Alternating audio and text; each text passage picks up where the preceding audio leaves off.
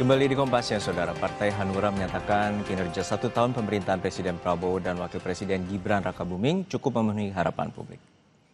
Hal ini disampaikan Ketua Umum Partai Hanura, Usman Sabtaodang, saat mengukuhkan kepengurusan DPD Hanura Sumatera Barat periode 2025-2030 di Kota Padang Minggu sore. Dalam konteks pemenuhan harapan publik, Oso juga percaya dengan hasil survei yang menyebut tingkat kepuasan terhadap kinerja Presiden Prabowo mencapai 78,3%. Kendati demikian, Oso juga memandang tetap harus ada evaluasi sehingga program-program Prabowo Gibran dapat berjalan dengan maksimal.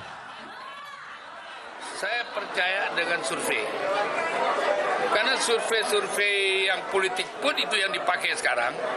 Bagaimana Anda mau menilai seorang presiden dalam 1 tahun? Nggak bisa dong. Apalagi dia baru mulai. Dengan begini saja sudah hebat. Bahwa nanti ya, itu pasti ada pengembangan dari hasil evaluasi yang sekarang mereka sedang kerjakan. Jadi kita jangan berandai-andai, tapi fakta nanti yang menentukan.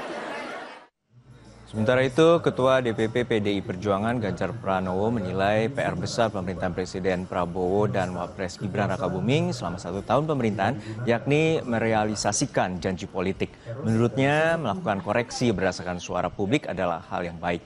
Ganjar bilang situasi eksternal yang buruk jadi tantangan bagi program pemerintahan, sehingga pemerintah harus berbenah berdasarkan catatan publik.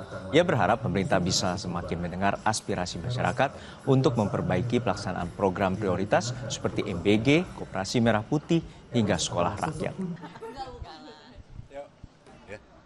Ada banyak hal, semua program yang belum bisa tercapai tentu saja, dan ini 1 tahun pertama.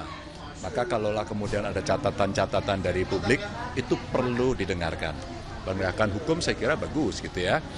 Catatan-catatan kemarin terkait dengan program-program prioritas, apakah itu MBG, Koperasi Merah Putih, sekolah rakyat yang memang cukup masif perlu mendapatkan pengawasan yang ekstra.